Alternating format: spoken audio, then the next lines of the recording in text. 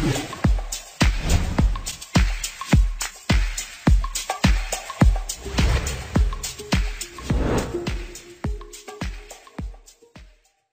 Friend, नमस्कार। म विशाल। तपाईँ हेर्दै हुनुहुन्छ my smart support in Nepal YouTube channel. र आज तपाईँलाई म बताउने छु कि कसरी ई सेवाबाट एयरलाइन्स टिकट बुक गर्ने भनेर। तपाईँले सजिलैसँगले ई सेवाबाट एयरलाइन्स टिकट बुक गर्न सक्नुहुन्छ र त्यसबाट तपाईँले केही फाइदा पनि लिन सक्नुहुन्छ। जसमा तपाईँले 2% क्यासब्याक पाउनुहुनेछ र त्यसमा 2% क्यासब्याक तपाईँले त्यसबाट केही सस्तो तपाईँ पनि हुनेछ र तपाईँले केही आफ्नो पैसा चाहिँ अलिकति बचत पनि गर्न सक्नुहुन्छ। जसको लागि तपाईँले अनलाइन ई सेवाबाट चाहिँ एयरलाइन्स टिकट बुक गर्दाखेरि तपाईँलाई धेरै फाइदा हुन सक्छ।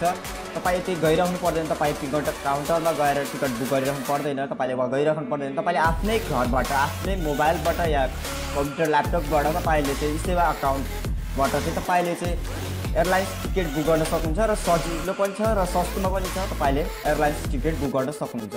जसको लागि तपाईँले ई सेवा अकाउन्ट हुन जरुरी हुन्छ। तपाईँले ई सेवा अकाउन्ट तपाईसँग छैन भने भिडियोको डिस्क्रिप्सन लिङ्क छ, त्यहाँ क्लिक गरेर तपाईँ ई सेवा अकाउन्ट क्रिएट गर्नुहोस्। त्यसपछि भेरिफाई गर्नुहोस्।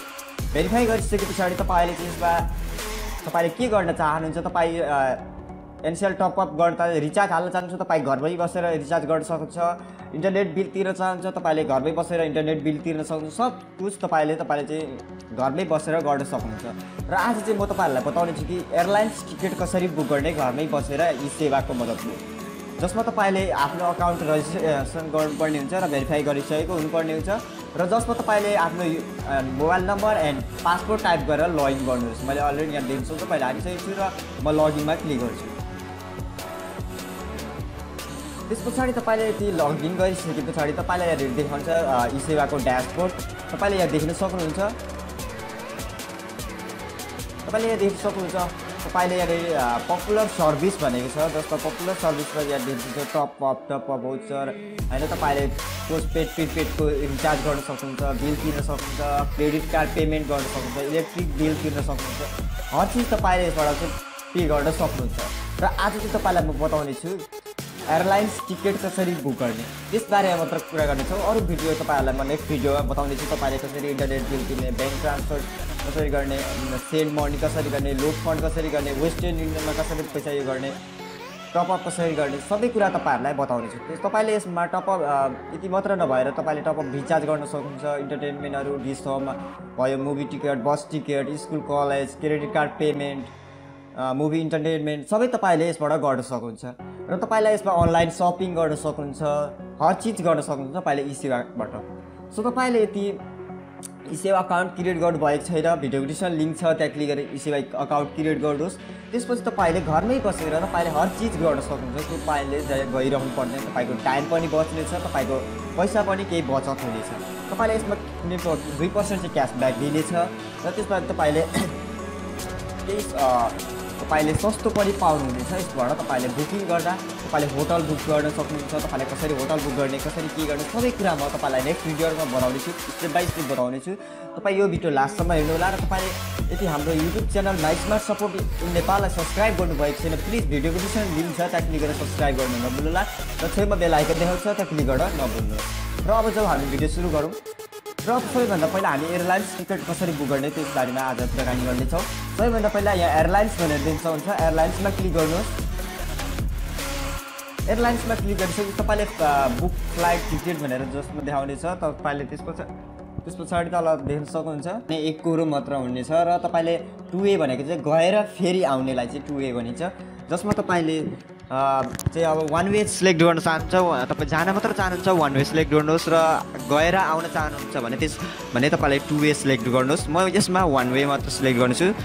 तपाईँलाई 1 वेमा कसरी बुक गर्ने त्यो बताउने छु। 1 वेमा क्लिक गर्नुहोस्। त्यसपछि यहाँ फ्रम भनेको छ, तपाईँले यसलाई फ्रम चाहिँ तपाईँले सिलेक्ट गर्नुपर्ने हुन्छ। तपाईँ कहाँबाट कहाँ जाँदै हुनुहुन्छ तपाईँले लेख्नु। जस्तै म काठमाडौँ लेख्छु, Kathmandu to and Pokhara, Kathmandu to Pokhara तपाईँले सिलेक्ट गर्नुभयो। डेट टाइप सिलेक्ट गर्नुहोस्। डेट रहेको छ हामीले 15 राख्थ्यौँ। सो त्यसपछि तपाईँले 12 वर्षदेखि उँभोको कतिजना छ त्यो लेख्न सक्नुहुन्छ। चिल्ड्रेन कति छ, 2 वर्षदेखि 12 वर्षभित्रको यो लेख्न सक्नुहुन्छ। 6 भने छैन भने ठिकै छ तपाईँले। र त्यसपछि तपाईँले यहाँनिर सर्चमा क्लिक गर्नुहोस्।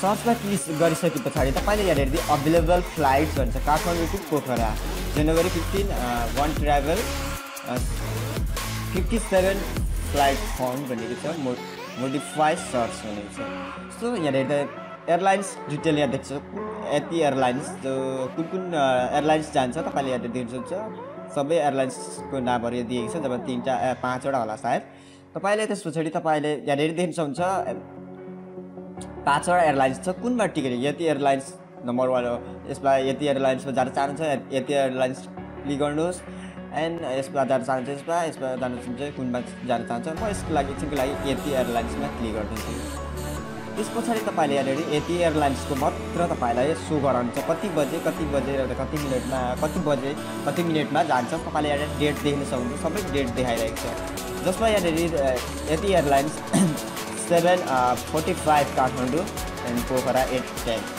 छ तपाईँले लिन सक्नुहुन्छ अनि त्यसपछि क्लासिकल अनि टोटल तपाईँले यसमा क्यासब्याक पाउनुहुनेछ 78 एक चाहिँ तपाईँको क्यासब्याक पाउनुहुनेछ र टिकट प्राइस रहेको छ 3200 भनेको 3200 प्राइस पर्नेछ तपाईँले वान वे जाँदाखेरि तपाईँले फ्लाइट डिटेल यहाँनिर देख्न सक्नुहुन्छ फ्लाइट डिटेल यहाँनिर फ्लाइट डेट जनवरी 3 जानेछौँ हामीले यहाँनिर टाइम एन्ड यहाँदेखि फ्लाइट क्लास नम्बर यहाँदेखि हुन्छ फ्री ब्यागेज भनेको लगेज तपाईँको 20 kg हुनेछ अनि यहाँ देख्न सक्नुहुन्छ र तपाईँले यहाँ टोटल यहाँ 3200 रहेको छ चाइल्ड फेयर रहेको छ 1620 एन्ड ट्याक्स रहेको छ 0.00x रहेको छ टोटल चार्ज तपाईँको पर्नेछ 3200 पर्नेछ र तपाईँको फ्लाइट टिकट प्राइस रहेको 3200 तपाईँको परेको छ यहाँ टाइम देख्न सक्नुहुन्छ कुन टाइममा जान चाहनुहुन्छ यहाँ टाइम देख्न सक्नुहुन्छ यति एयरलाइन्स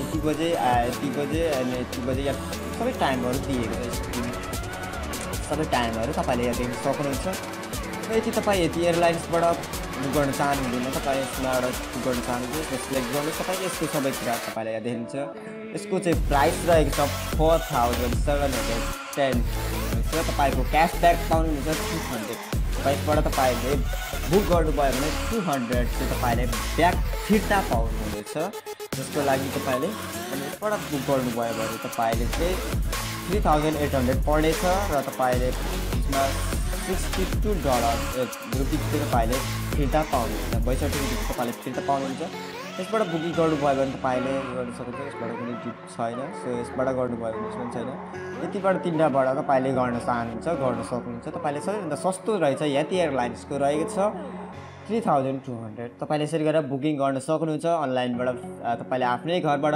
टिकट बुक गर्न सक्नुहुन्छ तपाईँले बुक गर्नको लागि तपाईँले सिलेक्ट गर्नुपर्ने सिम्पली बुकमा क्लिक गर्नुपर्ने हुन्छ त्यसपछि तपाईँले अरू प्रोसेस गर्न सक्नुहुन्छ याद गर्नुहोस् तपाईँको ब्यालेन्स हुन जरुरी हुन्छ तपाईँले 3200 को बुकिङ गर्दै हुनुहुन्छ यो एयरलाइन्सको भने तपाईँसँग ब्यालेन्स हुनुपर्ने हुन्छ 3200 प्लस तपाईँको ब्यालेन्स हुनुपर्ने हुन्छ त्यस पछाडि तपाईँले बुकमा क्लिक गर्दा बुक हुनेछ तपाईँले त्यसपछि तपाईँको डिटेलहरू दिनेछ तपाईँले टिकट कपी गर्न सक्नुहुन्छ प्रिन्टिङ गरेर तपाईँले राख्न सक्नुहुन्छ तपाईँ यो सजिलैसँगले यसबाट टिकट बुक गर्न सक्नुहुन्छ र तपाईँले घरमै बसेर तपाईँको टाइम पनि बचत गर्न सक्नुहुन्छ तपाईँको पैसा पनि केही बचत गर्न सक्नुहुन्छ यदि तपाईँलाई यो भिडियो मन पऱ्यो प्लिज लाइक सेयर गर्नुहोस् र अहिलेसम्म हाम्रो युट्युब च्यानल माइस्बार सपोर्ट इन नेपाललाई सब्सक्राइब गर्नुभएको छैन प्लिज सब्सक्राइब गर्न नभुल्नु होला किनकि म तपाईँहरूको लागि यस्तै इन्ट्रेस्टिङ भिडियोहरू लिएर आउनेछु र तपाईँको लागि धेरै हेल्पफुल हुनेछ so thanks for watching and bye take care